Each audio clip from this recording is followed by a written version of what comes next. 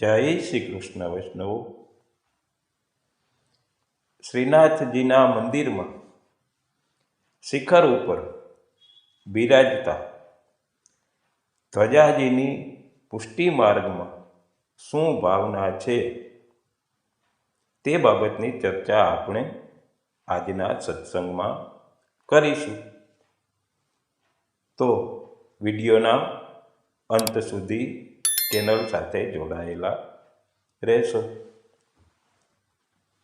સૌપ્રથમ શ્રી ગોવર્ધન ધરણ પ્રભુના શ્રી ચરણોમાં સાષ્ટાંગ દંડવત નમસ્કાર કરીને આજના સત્સંગની શરૂઆત કરી કે સારસ્વત કલ્પમાં વ્રજમાં નંદનંદન સ્વરૂપે પૂર્ણ પુરુષોત્તમ પ્રભુ પ્રગટ થયા અને વ્રજ ભક્તો સાથે અનેક પ્રકારે લીલાઓ કરીને પોતાના નિજજનોને સ્વરૂપાનંદનું દાન કર્યું। હવે શ્વેતવારાહ કલ્પમાં કલિયુગના સમયમાં આ પોતાના પુષ્ટિજીવોને ફરીથી તે સારસ્વત કલ્પની લીલાઓનો અનુભવ કરાવવા અને લીલાઓ દ્વારા સ્વરૂપાનંદનું દાન કરવા ભગવાન શ્રી કૃષ્ણ ફરીથી વ્રજમાં શ્રી ગિરિરાજજીની કંદરામાંથી પ્રગટ થયા અને શ્રી ગોવર્ધનનાથજી એટલે કે શ્રીનાથજીના નામથી પ્રસિદ્ધ થયા। આ શ્રીનાથજીના પ્રાગટ્યનો સર્વે પ્રકાર આપણે આગળ સમજી ગયા છીએ। તે વિડીયો જો આપે ન જોયો હોય તો તે વિડીયોની લિંક નીચે ડિસ્ક્રિપ્શનમાં આપેલી છે। જિજ્ઞાસા હોય તો ત્યાં જઈને શ્રીનાથજીના પ્રાગટ્યનો પ્રકારનો વિડીયો જોઈ શકો છો। હવે શ્રી ગોવર્ધન પર્વત પર પ્રગટ થયેલા શ્રીનાથજીને શ્રી મહાપ્રભુજીએ ઘાસ અને માટીનું નાનકડું મંદિર સિદ્ધ કરાવીને શ્રીનાથજીને પાઠ પધરાવી સેવા પ્રકાર શરૂ કરાવ્યો। હવે દેવાધિદેવ શ્રીનાથજીને એક ભવ્ય મંદિરમાં બિરાજવાનું મન થયું ત્યારે પંજાબના પૂરણમલ ક્ષત્રિય કે જેઓ ખૂબ જ શ્રીમંત હતા, આ પૂરણમલ ક્ષત્રિયને શ્રીનાથજીએ સ્વપ્નમાં નવા મંદિરના નિર્માણની આજ્ઞા કરી। ત્યારે તેઓ પંજાબથી પોતાનું બધું દ્રવ્ય લઈને વ્રજમાં આવ્યા અને શ્રી મહાપ્રભુજીને મળીને વિનંતી કરી સેવક થયા અને મંદિર નિર્માણની આજ્ઞા લીધી। હવે બીજી બાજુ આગ્રામાં રહેતા હીરામણી કે જેઓ શિલ્પી હતા, નકશાઓ બનાવતા, તેને પણ શ્રીનાથજીએ આજ્ઞા કરી અને તેઓ પણ વ્રજમાં આવ્યા। ત્યારે શ્રી મહાપ્રભુજીએ હીરામણીને શ્રીનાથજીના નવા મંદિરનો નકશો બનાવવાની આજ્ઞા કરી અને શ્રી મહાપ્રભુજીએ હીરામણીને નંદાલયની ભાવના મુજબ હવેલી જેવું મંદિર બનાવવાનો નકશો બનાવવાની આજ્ઞા કરી। તે મુજબ હીરામણીજી નકશામાં હવેલીનો નકશો ચિતરી ને શ્રી મહાપ્રભુજી પાસે નકશો લઈને આવ્યા। જ્યારે શ્રી મહાપ્રભુજી સન્મુખ નકશો ખોલવામાં આવ્યો ત્યારે હવેલીના સ્થાને ધ્વજા કલશ સહિત શિખરબંધ મંદિરનો નકશો થઈ ગયો। આ જોઈ શ્રી મહાપ્રભુજીએ હીરામણીને ફરી નકશો બનાવવાની આજ્ઞા કરી। આમ ત્રણ વખત હવેલીનું ચિત્ર બનાવીને હીરામણીજી લાવતા, પરંતુ જ્યારે નકશો ખોલવામાં આવે ત્યારે તે શિખરબંધ મંદિરનો નકશો થઈ જતો। ત્યારે શ્રી મહાપ્રભુજીએ જાણ્યું કે શ્રીનાથજીને શિખરબંધ મંદિરમાં બિરાજવાની ઈચ્છા છે અને મંદિરમાં બિરાજીને સર્વોદ્ધારક સ્વરૂપે સર્વનો ઉદ્ધાર કરવો છે। આવું જાણીને શિખરબંધ મંદિર બંધાવવાની આજ્ઞા આપી। આજ્ઞા મળતા પૂરણબળ ક્ષત્રિયે મંદિર નિર્માણનું કાર્ય શરૂ કર્યું. જ્યારે મંદિર નિર્માણનું કાર્ય પૂર્ણ થયું અને શ્રીનાથજીનું ભવ્ય નૂતન મંદિર સિદ્ધ થયું, ત્યારે વિક્રમ સંવત 1576 વૈશાખ સુદ ત્રીજ એટલે કે અક્ષય તૃતીયાના દિવસે શ્રી મહાપ્રભુજીએ શ્રીનાથજીને નવા મંદિરમાં પધરાવ્યા. આ નવા મંદિરના શિખર પર કળશ, સુદર્શન ચક્ર અને ધ્વજ દંડ પર 7 ધજાઓ લહેરાય છે. દૂર દૂરથી આ ધ્વજાના દર્શન સૌને થાય છે. ભક્ત કવિ સુરદાસજીએ આનું સુંદર વર્ણન કર્યું છે.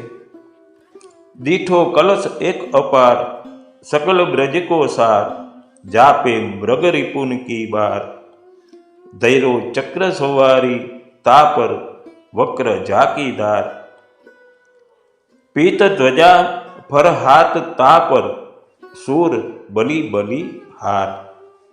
અહીં સુરદાસજી કહે છે કે મેં એક અપાર અદ્ભુત કળશ જોયો. આ અલૌકિક ભાવાત્મક કળશ એ સકળ વ્રજના સાર અને સત્વરૂપ છે. વ્રજભક્તો પર વ્રજનાથના વાલનો રસ એમાં ભરેલો છે, તો વ્રજનાથ માટેના વ્રજભક્તોના નિષ્કામ વાલનો રસ પણ એમાં ભરેલો છે. ભગવાન અને ભક્તના ઉભય માટેના પ્રેમ રસથી એ કળશ ભરેલો છે. હવે આ કળશનું સારી રીતે રક્ષણ થવું જોઈએ, કે જેમ સમુદ્ર મંથન વખતે અમૃતનો કળશ દાનવો જૂટવીને લઈ ગયા, તેમ આ સંસારીઓ આ દિવ્ય સ્વરૂપાનંદનો કળશ જૂટવી ન લે તે માટે તેની ચારેકોર રક્ષણ વાડ કરવામાં આવી છે. આ વાડ મૃગરીપુ એટલે કે સિંહોની છે. એની ચોકી સિંહ સ્વરૂપ નૃસિંહજી કરી રહ્યા છે. નૃસિંહજીએ જેમ પોતાનું સ્વરૂપ દાન ભક્ત પ્રહલાદને કર્યું અને બીજા દેવો વગેરેને ડરાવીને વેગળા રાખ્યા, તેમ આ સ્વરૂપામૃતના કળશનું દાન કેવળ પુષ્ટિજનોને જ મળે છે. એ કળશની રક્ષા કાજે તેની સમીપમાં જ શ્રી મહાપ્રભુજીએ સુદર્શન ચક્રનું સ્થાપન કર્યું છે. એ કેવા છે તો કે વાકી ધારવાળા ચક્રરાજ સુદર્શન ભક્ત ભક્તિ અને ભગવદ રસની રક્ષા કરવા બિરાજમાન છે. એમના દૂરથી દર્શન કરતા જ ભક્તો પ્રસન્ન થાય છે, કારણ કે ચક્રરાજનું દર્શન જ કે જેને સુરદર્શન કહે છે. જ્યારે અભક્તો દૂરથી તેમનો તેજ પ્રતાપ જીરવી ન શકતા ત્યાંથી ભાગી જાય છે. ત્યાં પીળા રંગની સુંદર ધ્વજા ફરે છે. પીળો રંગ એ મંગલ સૂચક છે, આનંદ સૂચવે છે. શ્રી મહાપ્રભુજી અને શ્રીનાથજીના ધામમાં સદા આનંદ આનંદ અને મંગલ જ હોય છે. ત્યાં જનારના મનના સર્વ કલેશ દૂર થાય છે અને તેમના મન આનંદ મંગલથી છવાઈ જાય છે. વળી વ્રજલીલામાં પીતવર્ણ શ્રી રાધાજીના શ્રીઅંગનો વર્ણ છે. શ્રી રાધિકાનાથ પ્રભુ તેથી જ પિતાંબર ધારણ કરે છે. શ્રી રાધાજી એટલે દિવ્ય પ્રેમનું શિખર કે ગોપી પ્રેમ કી ધજા. આ પીત ધ્વજા શ્રી સ્વામિનીજીનું ભાવાત્મક સ્વરૂપ છે. એ એવો ભાવ પણ દર્શાવે છે કે ભલે આ ધામ શ્રીનાથજીનું હોય, પણ એના પર સત્તા તો રાધા રાણીની જ છે. હમારે માઈ શ્યામા જુકો રાજ. આવા અલૌકિક ભાવાત્મક દર્શનનો અનુભવ કરતા શ્રી સુરદાસજી વારંવાર બલિહારી જાય છે. હવે આ મંદિરના શિખર ઉપર બિરાજતા ધ્વજાજીની અલૌકિક ભાવના શું છે તેનો પણ વિચાર કરીએ કે તે ભગવાન મંદિર ઉપર જે કળશ છે તે ઐશ્વર્ય ધર્મનું સૂચન છે. ભગવદ રસ એ ભગવાનનું ઐશ્વર્ય છે. સિંહની વાળ એ વીર્ય ધર્મનું સૂચક છે. તે કળશ આદિનું રક્ષણ કરે છે અને શ્રી નૃસિંહજી એ વીર્ય સ્વરૂપ છે. પીત્વ ધ્વજા એટલે કે ધ્વજા એ યશ ધર્મનું સ્વરૂપ છે. ધજા યશ ફેલાવે છે. ભક્તો ભગવાનનો યશ ફેલાવે છે. અને સુદર્શન ચક્ર એ શ્રી ધર્મનું સૂચક છે. તે શ્રી પ્રભુના શ્રી હસ્તની શોભા છે.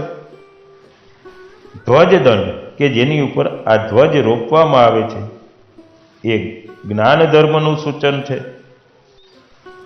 કે દૂર દૂરથી એના દર્શન થતા જીવોને સંસારનો રાગ છોડીને ત્યાં પહોંચવાનું હૃદયમાં જ્ઞાન થાય છે. અને શિખર એ વૈરાગ્ય ધર્મનું સૂચન છે. શિખરનું દર્શન સંસારનો રાગ ભૂલાવે છે.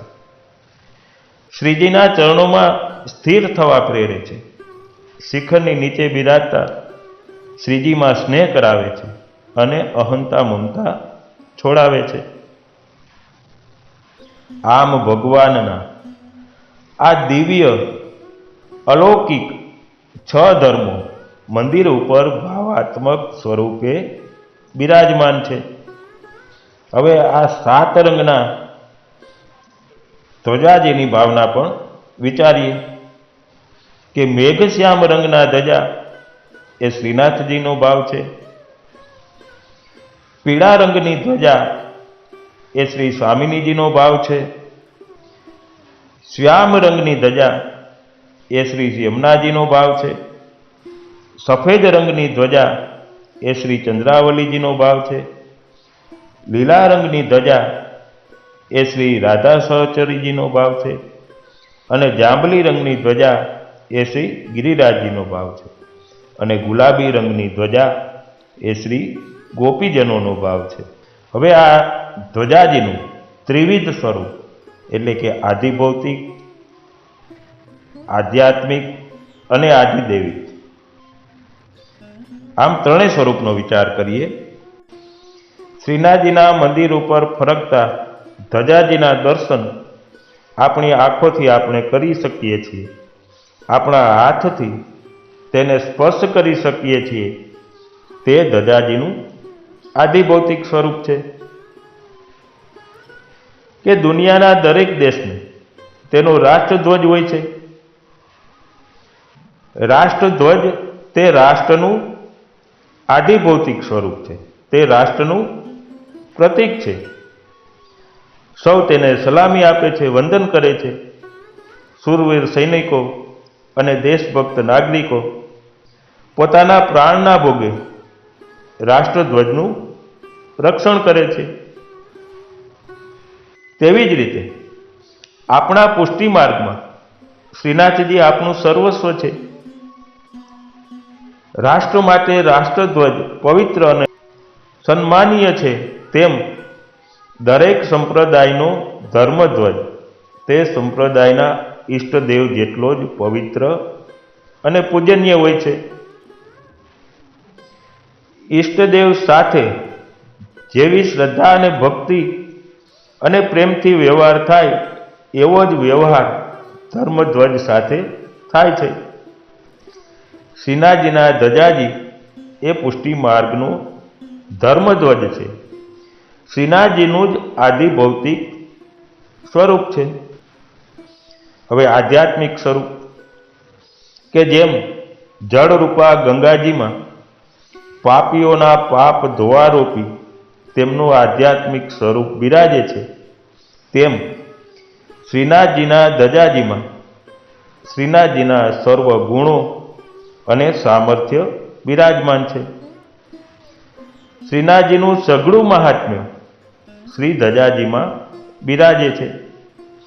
તેથી જે ફળ શ્રીનાથજીના દર્શનથી મળે છે તે જ ફળ ધજાજીના દર્શનથી પણ અવશ્ય પ્રાપ્ત થાય છે.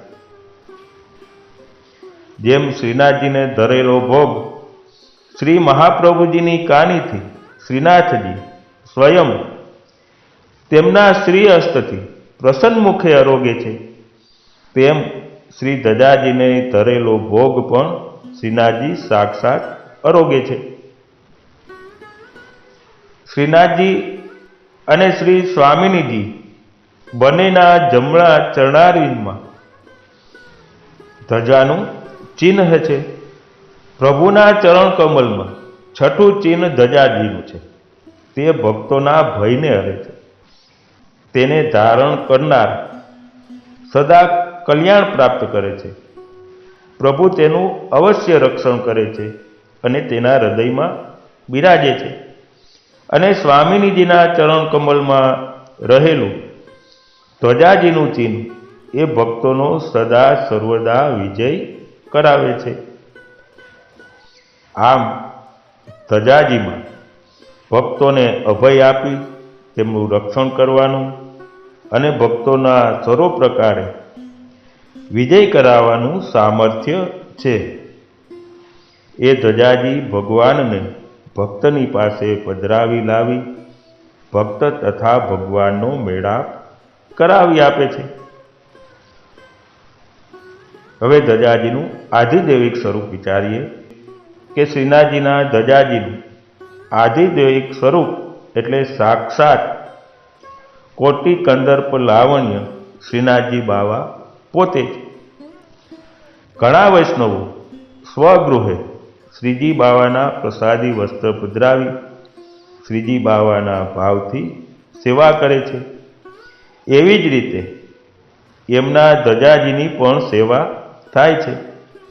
તેમને વિધિસર ભોગ ધરાય છે, આરતી કરાય છે, ભેટ કરાય છે, દંડવત કરાય છે અને ચણપસ કરાય છે. શ્રીનાથજી બાવા જેમના ઉપર કૃપા કરે તેમને શ્રી ધજાજીમાં પોતાના દિવ્ય સ્વરૂપનો અનુભવ આજે પણ કરાવે છે. હવે આપણે શ્રીનાથજીના ધજાજી પધરાવવાનો ક્રમ ક્યારથી અને શા માટે શરૂ થયું તેનો પણ વિચાર કરી લઈએ. કે શ્રી ગોવર્ધન પર્વત ઉપર પ્રગટ થયેલા શ્રીનાથજી ઘણા વર્ષો સુધી વ્રજમાં બિરાજ્યા અને ભક્તોને અનેક પ્રકારે સુખ પ્રદાન કર્યું. હવે શ્રીનાથજીએ પોતાનામાં સર્વાત્મ ભાવ રાખનાર પોતાની ભક્ત અજબકુરીબાઈને આપેલા વચન મુજબ મેવાડમાં પધારવાનો સમય થઈ ગયો છે એવું જાણીને ઔરંગઝેબને નિમિત્ત બનાવીને આપ મેવાડ પધાર્યા છે. અને જ્યાં અજબકુરીબાઈનું ઘર હતું ત્યાં જ શ્રીનાથજીની આજ્ઞાથી 4 ચોકનું ભવ્ય મંદિર બનાવ્યું.